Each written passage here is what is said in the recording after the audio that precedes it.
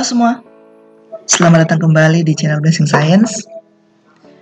Di video kali ini, kita akan membahas masih mengenai materi kimia dasar, yaitu tentang persamaan reaksi atau persamaan reaksi kimia.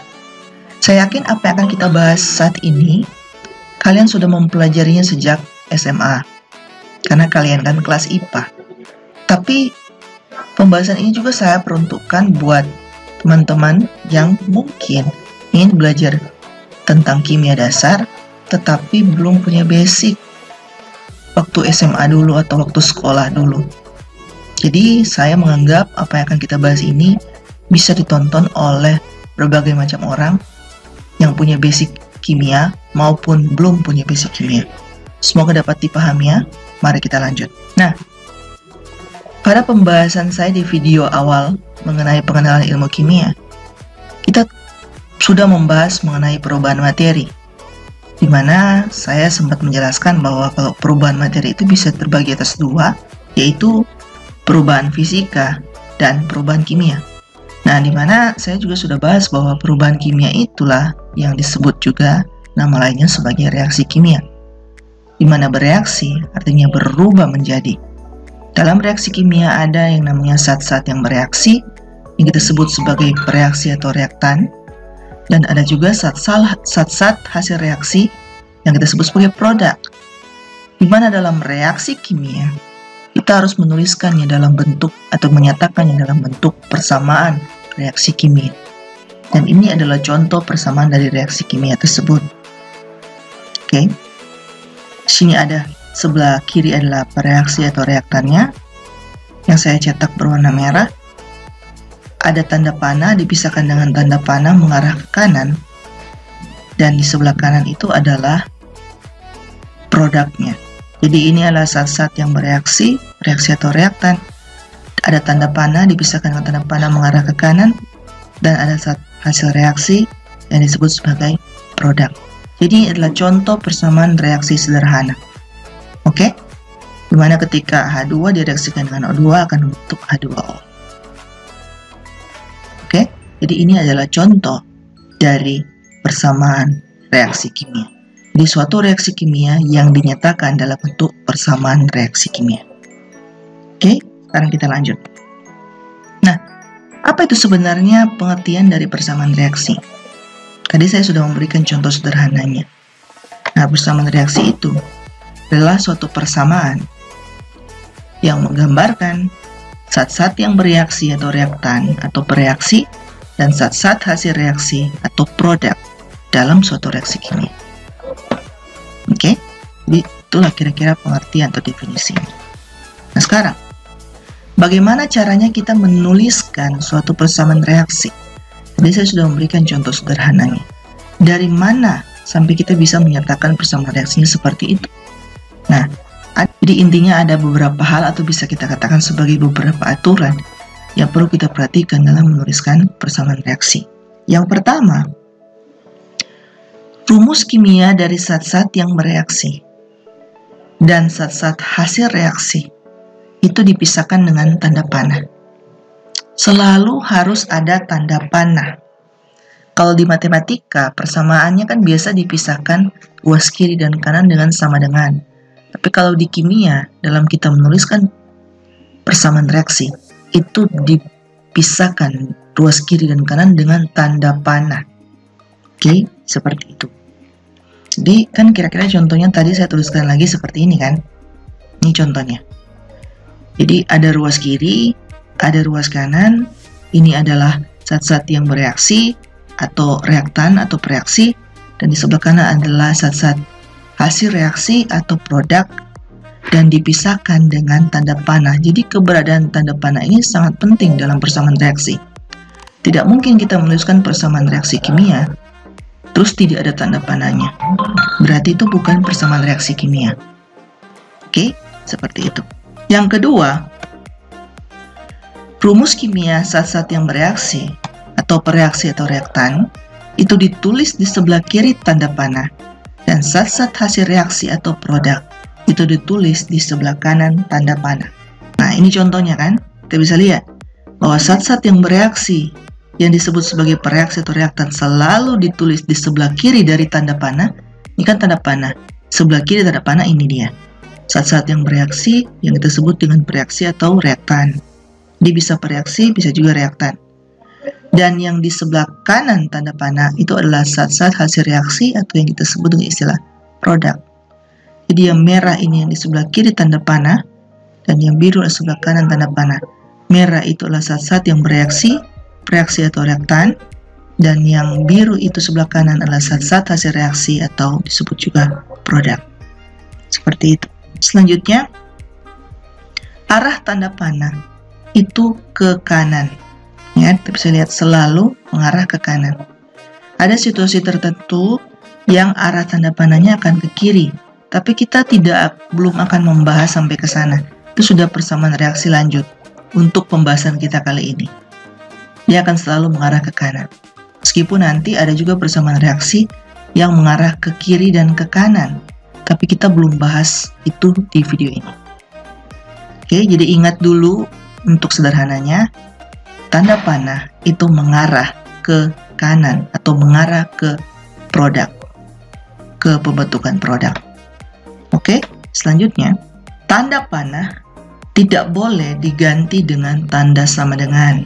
Ini bukan persamaan matematika, tapi persamaan reaksi kimia. Kalau persamaan di matematika ya pasti ada sama dengan yang memisahkan ruas kiri dan kanan. Tapi karena ini adalah persamaan reaksi kimia, maka tentu aturannya berbeda. Sama-sama persamaan, tetapi kalau persamaan reaksi kimia dipisahkan dengan tanda panah, bukan sama dengan. Oke, itu yang perlu kalian ingat juga. Kita lanjut. Selanjutnya, dalam persamaan reaksi, dalam menuliskan persamaan reaksi, di belakang lambang zat yang bereaksi dan zat hasil reaksi, itu dituliskan kondisi atau wujud dari zat tersebut, baik zat yang bereaksi maupun zat hasil reaksi. Maksudnya gimana? Maksudnya begini. Kalau zat itu yang berada dalam persamaan reaksi itu wujudnya zat padat, maka kita harus tuliskan dengan notasi, biasanya dituliskan dalam kurung S. S itu berarti solid atau padat. Oke. Nah, kalau zatnya itu berwujud cair, maka dituliskan dengan notasi dalam kurung L, yang berarti liquid. Liquid artinya cair. Kalau zatnya berwujud gas, maka kita tuliskan dengan notasi dalam kurung G, yang berarti gas. Dan kalau wujud zat itu yang terlibat dalam persamaan reaksi itu adalah zat terlarut atau larutan, maka kita tulis dengan notasi A dan Q dalam kurung, yang berarti aqua atau larutan. Dan ingat, tulisan ini S, L, G, dan AQ ini ditulis dalam huruf kecil ya, bukan huruf besar, dan selalu harus ada tanda kurung seperti ini. Oke, nah ini adalah contohnya. Ini ada beberapa, ada 3 persamaan reaksi, di mana tiap molekul atau senyawa kita bisa lihat wujudnya. Di tiap molekul atau senyawa yang ada dalam persamaan reaksi kimia ini, kita bisa mengetahui wujudnya. Seperti kayak ini, ternyata H2 wujudnya gas, O2 wujudnya gas, H2O wujudnya cair atau liquid. Seperti ini, KClO3 wujudnya solid atau padat, KCl wujudnya solid atau padat, O2 wujudnya gas. Seperti ini, CaO, senyawa CaO wujudnya solid, berarti dia padat. H2O wujudnya liquid, berarti dia cair. CaOH2 kali wujudnya AQ, berarti dia dalam bentuk larutan. Seperti itu kira-kira ya teman-teman. Semoga dapat dipahami. Selanjutnya, yang terakhir yang perlu diingat, suatu persamaan reaksi itu harus wajib memenuhi yang namanya hukum kekekalan massa. Jadi maksudnya persamaan reaksi yang ada di ruas kiri dan kanan itu, jumlah atomnya itu harus setara atau seimbang. Seperti itu. Nah, kita kan sudah belajar di video-video saya sebelumnya mengenai perkembangan teori atom bahwa dalam pembahasan teori atom Dalton kan di situ saya sudah sempat menyebutkan bahwa hipotesis ketiga dari teori atom Dalton itu merupakan cara lain untuk menyatakan yang namanya hukum kekekalan massa atau law of conservation of mass. Mana hukum ini dinyatakan atau dikemukakan oleh kimiawan Prancis bernama Antoine Lavoisier pada tahun 1789.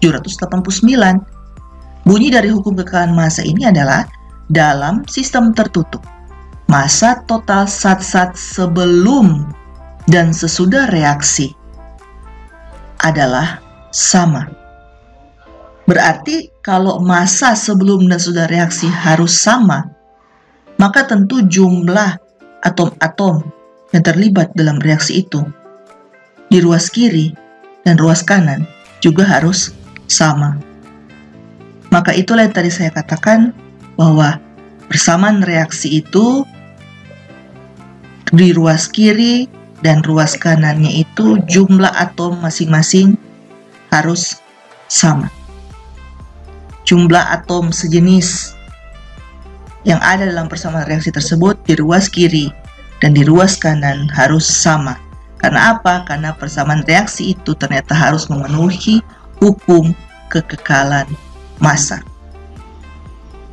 Karena hukum kekekalan massa menyatakan massa sebelum dan sesudah reaksi atau massa di ruas kiri dan di ruas kanan persamaan reaksi harus sama, berarti otomatis juga jumlah atom-atom sejenis yang ada di kiri dan di kanan itu harus sama. Oke, jadi contohnya seperti ini, kita bisa lihat. Persamaan reaksi ini dia sudah merupakan persamaan reaksi yang memenuhi hukum kekekalan massa. Maksudnya apa? Maksudnya jumlah atom-atom yang sama yang ada di ruas kiri dan di ruas kanan itu sudah sama. Kalau kita lihat di sini, dalam persamaan reaksi ini kan ada namanya atom H dan atom O. Jadi atom H dan atom O yang ada di ruas kiri harus sama jumlahnya dengan atom H dan atom O yang ada di ruas kanan. Itu maksudnya harus setara, harus memenuhi hukum kekekalan massa. Sekarang kita cek, persamaan reaksi ini sudah setara, ya. Sekarang kita cek, yang di ruas kiri untuk atom H itu ada berapa jumlahnya? 2 dikali 2 sama dengan 4. Sebelah kanan juga ada 2 dikali 2 sama dengan 4. Sama kan? Sebelah kiri ada 4, sebelah kanan juga ada 4 untuk atom H. Atom O, 1 dikali 2 sama dengan 2. Dan di sebelah kanan, 2 dikali 1 sama dengan 2. Di mana atom O? Di ruas sebelah kiri ada 2, di ruas sebelah kanan juga ada 2. Berarti persamaan ini sudah setara. Nanti kita akan bahas dari mana kok bisa ini dikali 2 dikali 2 seperti ini, terus ini ada 1 dikali 2, ini 2 dikali 2, ini 2 dikali 1. Kita akan bahas nanti di setelah ini. Intinya saya hanya ingin memperlihatkan bahwa suatu persamaan reaksi itu harus setara. Kalau belum setara berarti persamaan reaksi itu belum memenuhi hukum kekekalan massa. Maka kita harus setarakan. Nanti kita akan bahas lebih lanjut cara menuliskan suatu persamaan reaksi yang setara. Oke, nah selanjutnya bagaimana cara kita menuliskan persamaan reaksi agar persamaan reaksi tersebut memenuhi hukum kekekalan massa yang sudah kita bahas tadi. Jadi caranya adalah kita harus menyamakan jumlah unsur-unsur sejenis, tadi saya sudah bilang kan. Jadi kita harus menyamakan jumlah unsur-unsur sejenis di sebelah kiri dan di sebelah kanan dari tanda panah hingga persamaan reaksi itu menjadi setara atau menjadi seimbang. Intinya jumlah atom-atom sejenis yang ada di ruas kiri dan ada di ruas kanan itu harus sama. Baru kita bisa menyatakan bahwa persamaan reaksi itu sudah setara. Seperti yang saya sudah contohkan tadi. Nah, caranya bagaimana? Caranya kita isi, kita isi koefisien-koefisien pada reaksi itu sehingga jumlah unsur sejenis sama jumlahnya. Tapi ingat baik-baik, kita tidak boleh mengubah indeks-indeks yang sudah ada. Nah, sekarang bagi yang belum tahu, apa sih itu koefisien, apa itu indeks, kita akan bahas. Oke? Nah, jadi apa itu koefisien dan apa itu indeks? Dalam persamaan reaksi kimia, apa itu koefisien dan apa itu indeks? Kita akan bahas sekarang. Pengertian dari koefisien yang perlu kalian ingat, itu adalah bilangan, atau kita bisa katakan sebagai angka yang berada di depan lambang unsur. Jadi di sini di depan maksudnya ya dia biasanya tuliskan di sebelah kirinya ya. Di bilangan atau angka yang berada di depan lambang dari unsur, lambang atau simbol dari unsur atau suatu rumus kimia. Jadi bisa unsur to atau bisa suatu rumus kimia dari suatu molekul atau senyawa. Jadi di depan ini maksudnya nanti kalian akan pahami maksud saya di depan itu biasa dituliskan di sebelah kirinya. Nah, kemudian koefisien itu sebenarnya menyatakan apa? Jadi koefisien itu merupakan angka atau bilangan yang menyatakan banyaknya atom unsur atau banyaknya molekul unsur atau banyaknya senyawa yang ada di belakangnya. Atau maksudnya yang ada di sebelah kanannya. Jadi kita akan lihat. Contoh, 3Fe. Koefisiennya adalah 3. Berarti kalau kita tuliskan 3Fe seperti ini, berarti ada 3 atom Fe. Jadi mana koefisiennya? Yang ini, yang 3 ini. Jadi kalau kita lihat di persamaan reaksi ada tertulis misalkan seperti ini 3Fe, berarti itu maksudnya ada 3 atom Fe.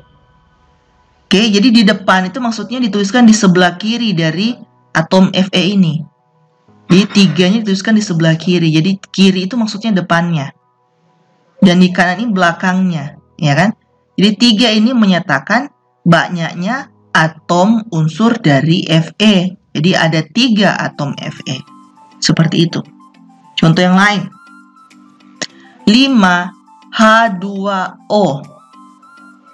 Itu berarti 5 ini adalah koefisiennya. Itu berarti ada 5 molekul H2O. Jadi kalau ini kan hanya atom unsur, tapi kalau ini sudah molekul, itu molekul H2O atau molekul air. Jadi kalau kita tuliskan 5H2O, berarti ada 5 molekul H2O atau 5 molekul air. Oke? Nah, yang biasanya dituliskan ke bawah seperti ini, subscript atau dituliskan agak ke bawah, itulah yang namanya indeks yang akan kita bahas nanti. Oke, kita satu-satu dulu ya, kita bahas dulu koefisien. Jadi ada 5 molekul H2O. Dan kalau ditanya dalam 5H2O ini ada berapa atom H dan ada berapa atom O? Jadi dalam 5 molekul H2O ini atom H-nya itu ada 5 dikali indeks dari H2. 5 dikali 2, 10. Dan kalau atom O itu ada berapa dalam 5 molekul H2O ini? Berarti 5 dikali indeks dari O itu, karena dia 1, ingat dia biasanya tidak ditulis. Jadi semua yang berbau 1 ya, baik koefisien maupun indeks, nanti akan Anda pahami juga, saya akan bahas, itu tidak ditulis. Sehingga jumlah atom O dalam 5 molekul H2O ini ada 5 dikali dengan 1. Satunya tidak ditulis, berarti ada 5. 5 kali 1 itu ada 5. Sama dengan 5. Oke? Contoh yang lain. 4N2. 4N2, koefisien yang mana? Yang ini kan? 4. Itu berarti ada 4 molekul N2. Kalau yang 2 ini itu adalah indeks dari N. Oke, sehingga kalau kita ingin tahu berapa jumlah atom unsur N dalam komponen ini 4N2, berarti ada 4 koefisiennya 4 dikali indeksnya 2. 4 dikali 2 itu sama dengan 8. Oke, jadi kira-kira seperti itu pengertian dari koefisien. Dan saya sudah singgung-singgung sedikit mengenai indeks. Jadi ingat, untuk indeks biasanya dituliskan agak ke bawah seperti ini. Subscript. Sekarang kita lanjut. Bagaimana dengan indeks? Kalau indeks itu adalah bilangan yang berada di belakang lambang unsur. Jadi maksudnya ada di sebelah kanannya, dan biasanya dituliskan dalam bentuk agak ke bawah seperti tadi yang sudah saya tunjukkan. Nah, keberadaan indeks itu menyatakan jumlah atom unsur yang ada di depannya. Contoh, N2 itu berarti ada 2 atom N. N2, ingat sebenarnya N2 ini ada koefisien 1 di sini. 1. Tapi karena dia 1 sepakat itu untuk koefisien dan indeks tidak ditulis, maka ya memang tidak ditulis. Seperti itu. Ya kan? Jadi kan sebenarnya 1N2 ini ada 1 molekul N2. Ya kan? Jadi kalau kita tuliskan N2 berarti ada 1 dikali 2 sama dengan 2 atom N. Oke, biasanya kan 1 sudah tidak ditulis. Oke, jadi ada 2 atom N. Jadi di sini kita bisa lihat adalah 1 dikali 2. Jadi ada 2 atom N yang bergabung membentuk 1 molekul N2. Karena koefisien 1 tidak ditulis, ya maka kalau tidak tulis begini kita sudah tahu dengan jelas bahwa dia koefisiennya 1. Yang menandakan ada 1 molekul N2. Oke, jadi seperti itu. Jadi 2 ini menyatakan jumlah dari atom N. Kalau koefisiennya 1 berarti dia hanya 2. Tapi kalau koefisiennya misalkan ada 2 kan berarti 2 dikali 2. Jadi tergantung keadaannya ya. Jadi untuk kasus ini N2 berarti ada 2 atom N yang bergabung menjadi 1 molekul N2. Contoh yang lain, N2O3 berarti ada 2 atom N yang bergabung dengan 3 atom O membentuk 1 molekul N2O3. Jadi ini ada 1 molekul N2O3. Satunya di sini kan tidak ditulis lagi. Jadi sebenarnya ada 1 molekul N2O3. Jadi 2 atom N bergabung dengan 3 atom O membentuk 1 molekul N2O3. Seperti itu. Ya. Nah, sekarang bagaimana cara kita menghitung jumlah atom unsur kalau ada dua-duanya, ada koefisien dan ada juga indeks di dalamnya. Misalkan ini ada contoh kan, 5Fe2O3, sini sudah ada koefisien, sini juga sudah ada indeks.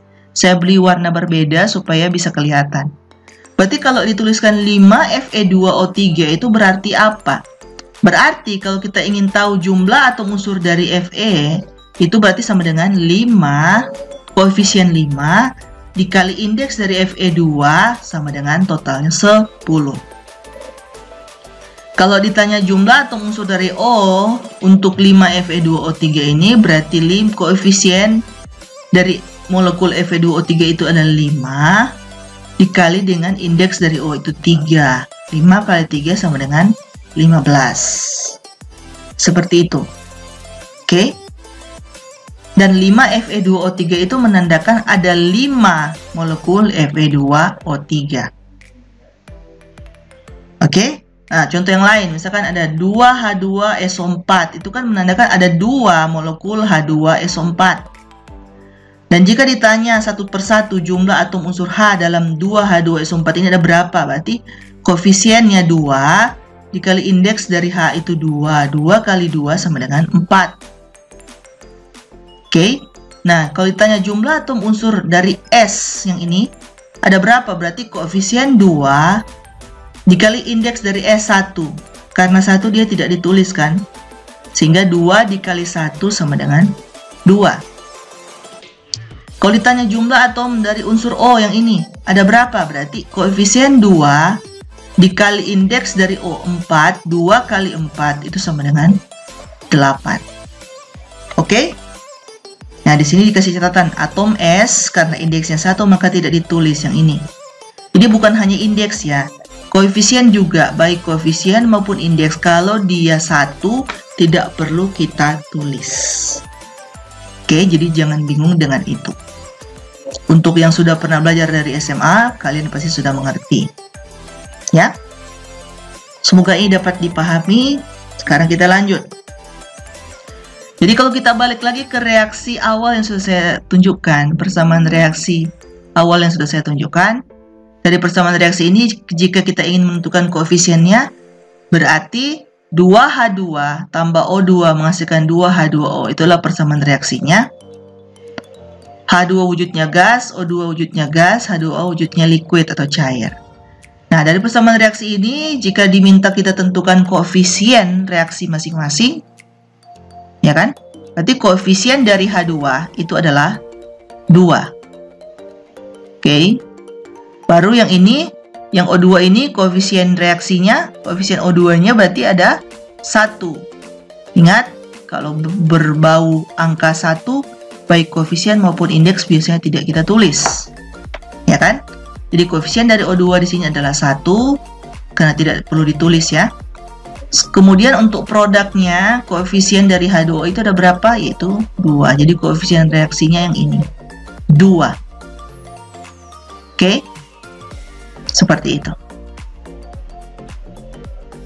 Nah, di sini kita juga bisa lihat H2O ini, O-nya karena indeksnya 1, dia juga tidak ditulis. Jadi seperti ini, koefisiennya 1 tidak ditulis. Yang kasus yang ini, karena indeksnya 1, dia juga tidak ditulis. Jadi ingat, yang angkanya 1 baik koefisien maupun indeks tidak pernah dituliskan dalam persamaan reaksi. Nah, terus kalau kita ingin menghitung berapa jumlah atom unsur masing-masing, atom unsur H dan atom unsur O, ya seperti tadi. Jadi kan kalau kita pecah-pecah jadi bagian-bagian, ya ini bagian pertama, ini bagian kedua, ini bagian ketiga. Kita lihat dulu bagian yang pertama yang 2H2 dalam kurung G ini. Berarti menuliskan 2H2 dalam kurung G ini berarti apa? Berarti jumlah atom unsur H dalam 2H2 dalam kurung G ini ada berapa? Berarti 2 dikali 2. Koefisien 2 dikali indeks dari H2, jumlah totalnya menjadi 4. Dan G ini berarti molekul H2 itu berwujud gas. Kemudian yang kedua, yang O2G ini. O2G ini berarti jumlah atom unsur O, yang ini, itu ada 1, ingat koefisien 1 tidak pernah ditulis, dikali indeks dari O itu 2. Jadi 1 dikali 2 sama dengan 2. Dan G ini menyatakan bahwa molekul O2 wujudnya gas. Dan yang potongan yang ketiga, 2H2O dalam kurung L, itu berarti jumlah atom unsur H itu ada koefisien 2 dikali indeks dari H itu ada 2, berarti 2 dikali 2 sama dengan 4. Sedangkan jumlah atom unsur O itu 2, koefisien 2 dikali indeks dari O itu 1 tidak ditulis ya. 2 dikali 1 itu sama dengan 2. Dan dalam kurung L ini menyatakan bahwa molekul H2O atau molekul air ini berwujud cair atau liquid, di mana L ini menandakan sebagai liquid. Oke? Jadi kira-kira seperti itu cara kita mengenali koefisien dan indeks dari suatu persamaan reaksi, dan cara kita menghitung jumlah atom unsur yang ada dalam persamaan reaksi tersebut, baik yang ada di ruas kiri maupun yang ada di ruas kanan. Oke, dan jangan lupa juga perhatikan dalam menuliskan persamaan reaksi harus ada wujud-wujudnya seperti ini. Jangan lupa itu, karena kadang-kala sering kita menuliskan persamaan reaksi yang tidak lengkap, yang tidak disertai sampai kepada wujud dari masing-masing senyawa atau molekul atau atom unsur seperti itu. Oke, semoga ini dapat dipahami. Sekarang kita lanjut. Nah, sekarang kita akan lanjut membahas contoh soal. Bagaimana sih sebenarnya kita akan menuliskan dan menyetarakan suatu persamaan reaksi. Jadi berarti kalau menyetarakan, berarti di sini kasusnya persamaan reaksinya belum setara dan kita diminta untuk menyetarakan. berdasarkan pengetahuan yang sudah kita bahas tadi. Oke, mengenai koefisien dan indeks, bagaimana menghitung, bagaimana menghitung jumlah atom unsur yang ada dalam persamaan reaksi tersebut, di ruas kiri dan ruas kanan, untuk unsur sini harus sama, dan sebagainya. Tadi kita sudah bahas. Sekarang kita perhatikan contoh reaksi berikut. Jadi di sini dituliskan contoh soal menuliskan, berarti sebenarnya ada dalam bentuk kalimat seperti ini, dan kita diminta menuliskan persamaan reaksinya. Jadi di sini kalian harus mengenali berdasarkan kalimat ini bagaimana kita menuliskan persamaan reaksinya. Kemudian setelah persamaan reaksi yang sudah berhasilkan kita tulis persamaan reaksi yang benar, bagaimana kita menyetarakan persamaan reaksinya. Nah, di sini soalnya kan seperti ini, dalam bentuk kalimat ya, belum dalam bentuk persamaan reaksi kan. Jangan dulu lihat yang ini, kita lihat dulu kalimat yang di atas. Uap fosfor bereaksi dengan gas oksigen menghasilkan serbuk difosfor pentaoksida. Dari kalimat ini kita bisa mengidentifikasi bahwa zat-zat yang bereaksi itu ada fosfor dan oksigen. Dan wujud fosfor dan oksigen itu sama-sama dalam wujud gas. Uap ini kan wujudnya gas. Oksigen ini sudah tertulis jelas-jelas dalam wujud gas. Menghasilkan berarti kan kita harus tulis tanda panah ke kanan. Serbuk difosfor pentaoksida, berarti difosfor pentaoksida ini wujudnya karena dia serbuk, berarti wujudnya padat. Kalau kita tuliskan, dia akan jadi seperti ini. P4 dalam wujud gas, ini fosfor ya. Fosfor dinyatakan dalam molekul dia P4. Oke. Ini sudah persoalan berbeda ya. Tidak perlu, fosfor harusnya kan hanya P, enggak. Kalau dia sudah dalam bentuk molekul, dia jadi dalam bentuk P4. Karena tulis uap, berarti kan kita harus tuliskan dalam wujud gas. Ditambah, kan bereaksi dengan, berarti ditambah. Gas oksigen, berarti kita harus tuliskan O2, terus dalam wujud gas. Gas oksigen tidak pernah berada dalam O sendiri ya, dia harus membentuk molekul diatomik yaitu O2. Oke, kemudian menghasilkan, berarti kita tulis tanda panah. Serbuk difosfor pentaoksida, di sini kita sudah belajar ya, cara menuliskan suatu rumus kimia dari berdasarkan namanya. Di fosfor kan berarti ada P-nya ada 2, pentaoksida berarti O-nya ada 5. Kita tuliskan saja langsung. P2O5, karena dia serbuk berarti wujudnya solid. Padat dalam kurung S. Seperti itu. Oke, jadi kita juga harus bisa menuliskan persamaan reaksi berdasarkan kalimat yang ada gitu, apa yang diketahui. Karena biasanya soal tidak selalu langsung ke persamaan reaksinya. Bisa saja dia dituliskan dalam bentuk kalimat seperti ini. Dan kalian diminta untuk mengidentifikasi apa-apa yang diketahui wujudnya, kemudian zat-zat yang bereaksi dan produknya apa, kemudian tuliskan dalam bentuk persamaan reaksi.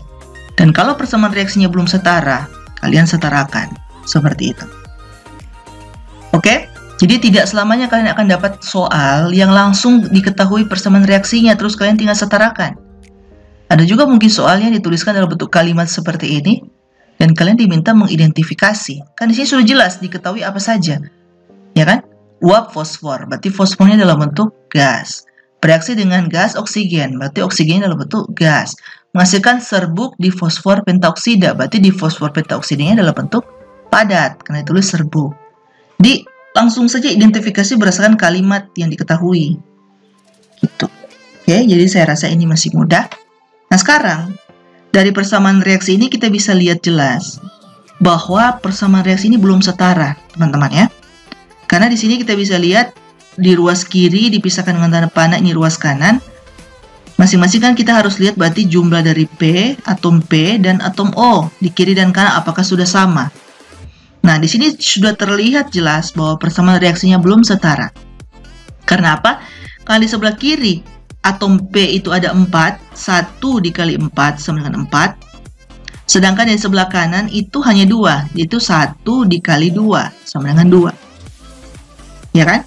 Itu sudah tidak sama. O-nya juga, O-nya di sebelah kiri itu ada 1, koefisien 1 bisa tidak tulis kan? 1 dikali 2 yaitu 2. Sedangkan itu yang sebelah kiri, sedangkan di sebelah kanan 1 dikali 5 sama dengan 5. Oke, itu saja sudah terlihat bahwa dia tidak setara. Sekarang bagaimana kita menyetarakan? Mari kita bahas. Saat ini kita akan sama-sama mengerjakan contoh soal yang pertama tadi, dimana kan mungkin saya akan tuliskan kembali ya persamaan reaksinya. Jadi untuk contoh soal yang pertama kan ada persamaan reaksi P4 wujud gas direaksikan dengan O2 wujud gas membentuk P2O5 wujud solid atau padat. Nah, di mana tadi kita sudah sama-sama bahas bahwa persamaan reaksi ini merupakan persamaan reaksi yang belum setara. Karena jumlah atom-atom yang ada di sebelah ruas kiri maupun yang ada di ruas kanan itu belum sama. Baik yang atom unsur P maupun yang atom unsur O. Nah, bagaimana cara kita menyetarakan persamaan reaksi ini? Di awal sudah kita bahas bahwa caranya adalah kita harus menyamakan jumlah unsur-unsur sejenis atau unsur-unsur yang sama yang ada di sebelah kiri dengan yang ada di sebelah kanan, tanda panah, sehingga persamaan reaksi akan menjadi setara atau seimbang. Nah, caranya bagaimana? Caranya dengan mengisi koefisien-koefisien pada reaksi itu, sehingga jumlah unsur yang sama atau unsur yang sejenis akan sama jumlahnya baik di ruas kiri maupun yang di ruas kanan. Tetapi ingat, saya ingatkan kembali, yang boleh kita isi hanya koefisien, yang boleh kita ubah hanya koefisiennya. Sedangkan indeks-indeksnya, dalam hal ini contoh kalau di sini ya P4, O2, P2O5 ini, angka-angka indeks ini tidak boleh angka-angka indeks ini tidak boleh kita ubah. Yang bisa kita isi, yang bisa kita ubah hanya koefisiennya. Oke? Nah, sekarang mari kita bahas bagaimana cara menyetarakan persamaan reaksi ini. Kita lihat dulu. Di kiri, kita mulai dulu dengan atom P ya. Kita mulai dulu dengan atom P. Di mana atom P yang ada di kiri, ini atom P yang ada di kiri, jumlahnya itu ada 4. Ya kan? Sedangkan atom P yang ada di kanan, jumlahnya hanya 2. Ya kan? Di sini ada 4, sedangkan yang di kanan ada 2 untuk atom P. Ya kan? Bagaimana supaya bisa setara kiri dan kanan? Ya kan? Misalkan ini saya ambil sama dengan ada di kiri dan ada di kanan. Di kiri atom P-nya jumlahnya ada 4, di kanan hanya ada 2. Supaya bisa sama, angka yang lebih kecil yang harus kita istilahnya apa ya? Harus kita rekayasa sebagaimana rupa supaya bisa sama dengan angka yang lebih besar. Jadi bisa saja ini kita kalikan dengan 2 kan, supaya bisa sama-sama 4. Kalikan dengan 2 maksudnya koefisiennya kita tambahkan angka 2. Angka 2-nya ditaruh di mana? Ditaruh di depan sini. Jadi ini saya hapus saja terlalu pendek ya. Seperti ini. Baru kita tambahkan angka 2 atau koefisien 2 di depan. Oke? Dengan begini, jumlah atom unsur P sudah sama di kiri dan kanan. Ya kan? Yaitu P yang di kiri ada 4. 1 dikali 4, karena 1 kan koefisien 1 tidak ditulis. Sedangkan yang di kanan ada 2, koefisien 2, dikali indeks dari P2, 2 kali 2 itu juga 4. Sehingga untuk atom P di kiri dan di kanan sudah sama. Oke? Nah, sekarang kita lihat yang atom yang kedua, yaitu atom O. Apakah dia sudah sama atau belum? Nah, di kiri untuk atom O, di sebelah kiri, atom O-nya hanya ada 1 dikali 2. Ya kan? Hanya ada 2. Ya kan? Dia harus sama dengan yang di kanan. Sedangkan yang di kanan itu ada berapa? 2, koefisien 2 ini kita kalikan dengan indeks dari O yaitu 5. 2 dikali 5. Nah, sama dengan 10. Jadi ternyata untuk atom O di kiri ada 2, sedangkan di kanan sedangkan di kanan ada 10. Seperti biasa yang saya bilang, cenderung angka yang lebih kecil yang harus kita modifikasi sebagaimana rupa sehingga bisa sama dengan yang di kanan. Ya kan? Angka 10 yang lebih besar. Berarti 2 ini harus kita kalikan dengan 5 supaya bisa sama-sama 10, ya kan? Berarti 5 ini kita taruh di mana sebagai koefisien? Taruh di samping dari O, yaitu ini. Oke? Dengan begitu, jumlah atom P, jumlah atom unsur P, dan atom unsur O, baik di kiri maupun di kanan reaksi, itu sudah sama dalam persamaan ini. Jadi ini kita sudah bisa katakan merupakan persamaan reaksi yang setara atau seimbang. Oke? Jadi hanya seperti itu cara menyetarakan persamaan reaksi sederhana seperti ini. Oke? Jadi kalau kita cek lagi kan, di sini kiri P-nya ada 4, di kanan 2 dikali 2 sama dengan 4. Untuk O di kiri 5 dikali 2 sama dengan 10. Di kanan juga ada 2 dikali 5 sama juga dengan 10. Oke, dengan begitu persamaan reaksi ini sudah merupakan persamaan reaksi yang setara. Oke, jadi di sini kita hanya menambahkan koefisien yang bisa dilakukan. Tetapi indeks tidak boleh kita rubah. Oke, karena kalau kita merubah indeks, itu sama saja dengan kita sudah merubah rumus molekul atau rumus kimia dari senyawa atau molekul tersebut. Oke, contoh misalkan O2, terus kita rubah indeksnya jadi O3, ini sudah merupakan molekul yang berbeda. Ini gas oksigen, sedangkan yang ini ozon, ya kan? Jadi sangat fatal kalau dalam menyetarakan persamaan reaksi terus kita mengubah indeksnya. Karena kalau indeksnya ini kita rubah, menandakan kita sudah membuat atau membentuk molekul atau senyawa yang berbeda. Seperti itu. Oke? Semoga dapat dipahami ya. Kita lanjut. Oke. Tadi kita sudah bahas contoh soal yang pertama, bagaimana menuliskan dan menyetarakan persamaan reaksi. Sekarang kita masih membahas contoh soal selanjutnya ya, untuk lebih memahami. Nah, di sini seperti biasa ada kalimatnya dulu, kemudian persamaan reaksinya. Jadi kan jelas tertulis bahwa ada serbuk aluminium yang direaksikan dengan larutan asam sulfat. Nah, serbuk berarti wujudnya solid.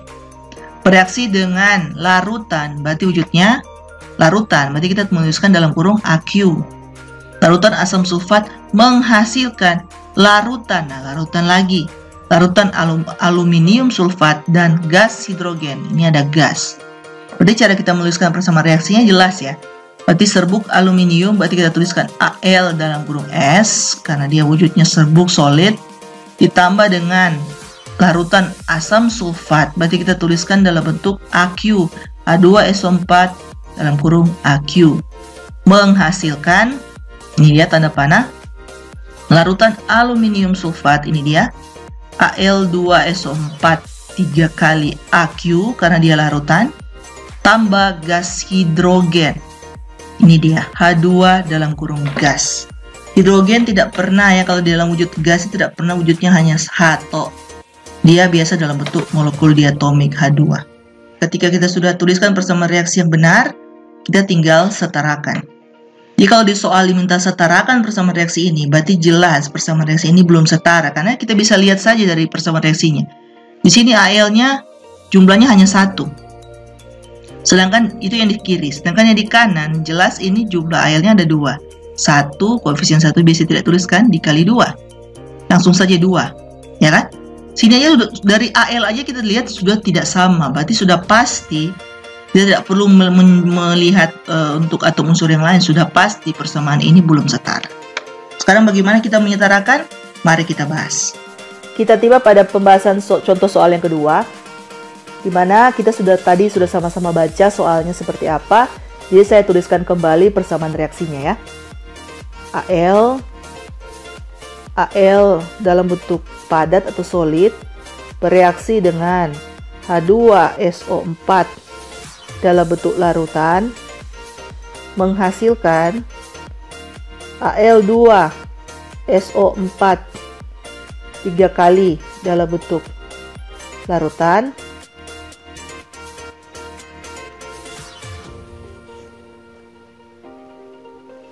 ditambah gas H2. Oke. Nah, bagaimana cara kita menyetarakan persamaan reaksi ini? Ya sama ya, sama seperti cara yang soal pertama, kita akan menambahkan koefisien untuk membuat atom-atom yang sejenis itu jumlahnya sama di kiri dan kanan. Sampai akhirnya persamaan reaksi ini menjadi persamaan reaksi yang setara.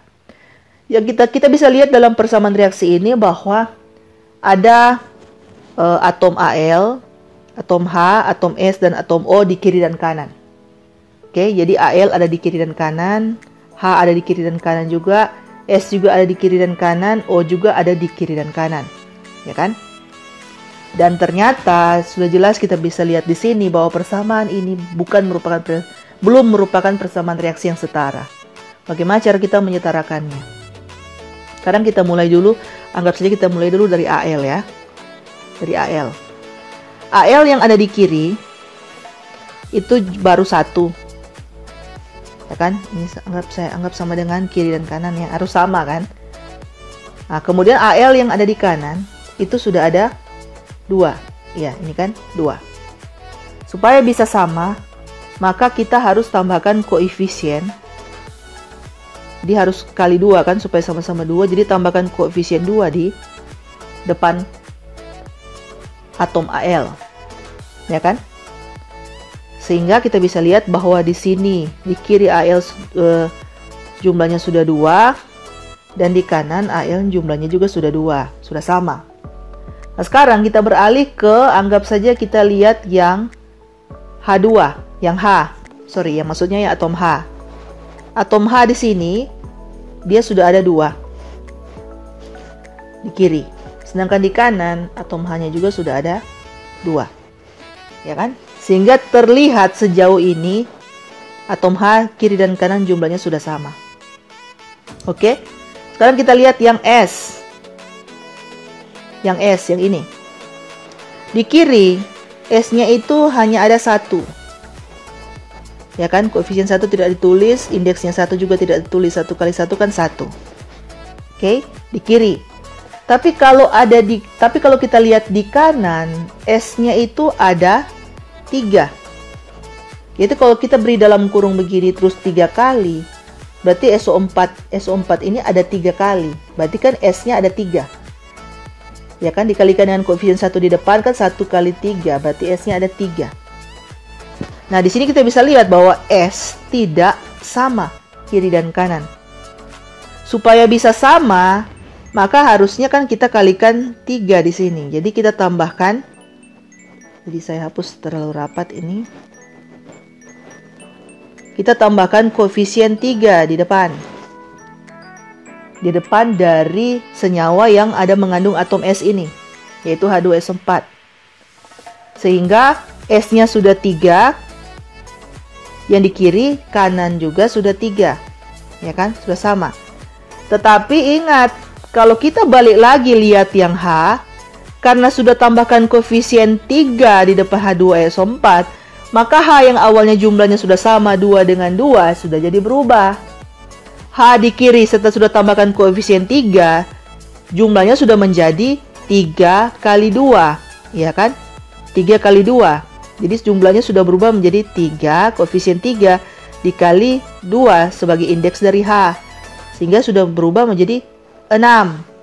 Sedangkan itu yang di kiri, sedangkan yang di kanan dia masih berjumlah 2. Sehingga supaya bisa sama H yang ada di kiri dengan H yang ada di kanan, berarti 2 ini kita kalikan juga lagi dengan koefisien 3. 3 ini kita taruh di mana? Kita taruh di sini sebagai koefisien dari H2.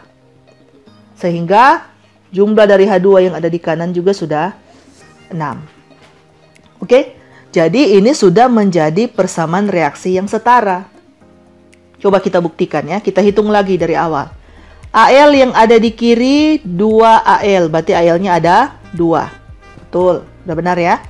Al yang ada di kanan 1 kali 2, indeks 2. Berarti jumlahnya ada 2, sudah benar.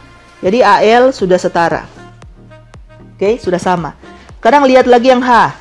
H yang ada di kiri ada 3 sebagai koefisien dikali dengan 2 sebagai indeks dari H.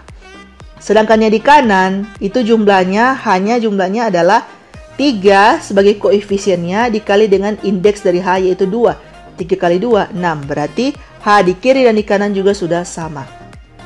Sekarang kita cek lagi yang untuk S. Untuk S, 3, jumlahnya yang di kiri 3 dikali 1. Karena biasanya indeks 1 tidak ditulis, jadi totalnya adalah 1 kali 3, 3.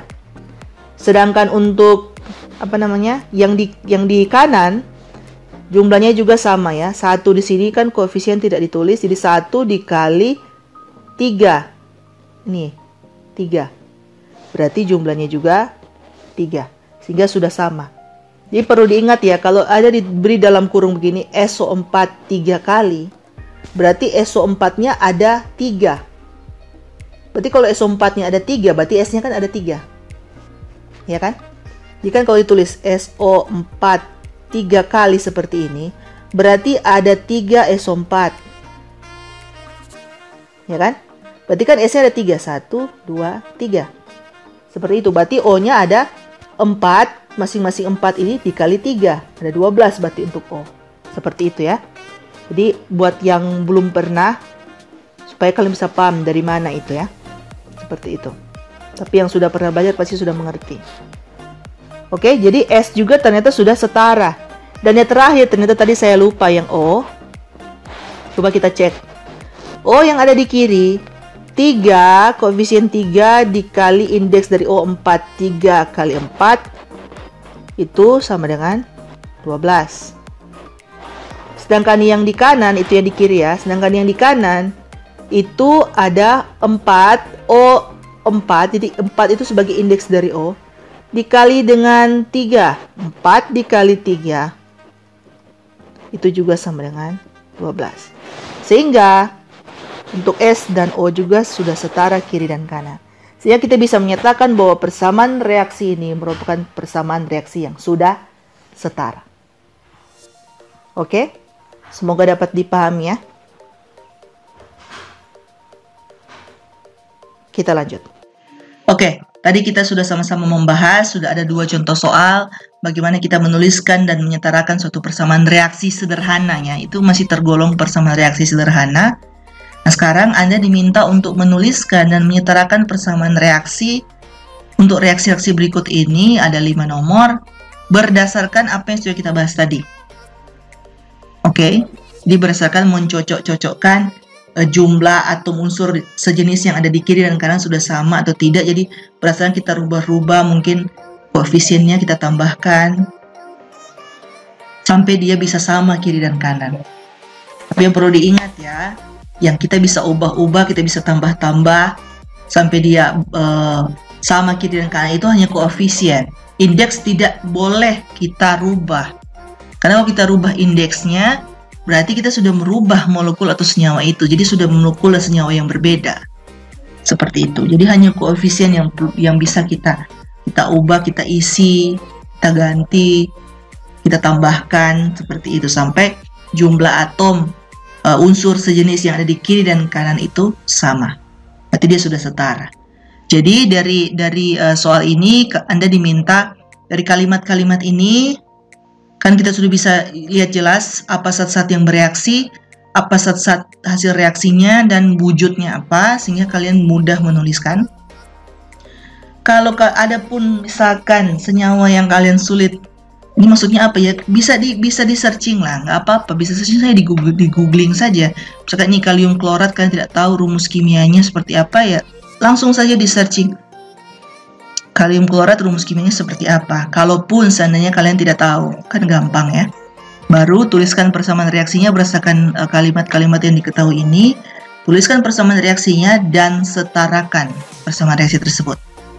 Karena kalau soalnya sudah diminta setarakan, sudah pasti 5 soal ini persamaan reaksinya belum setara. Jadi setarakan berdasarkan dengan cara yang sudah kita bahas tadi. Oke, saya rasa ini masih mudah untuk kalian kerjakan. Sekarang tinggal untuk mengerjakan latihan soal ini saya anggap sebagai tugas. Silakan kalian pause video ini untuk melihat soalnya, mencatat soalnya, kerjakan. di rumah dan seperti biasa di-upload tugasnya seperti minggu-minggu sebelumnya. Oke? Sekarang kita lanjut.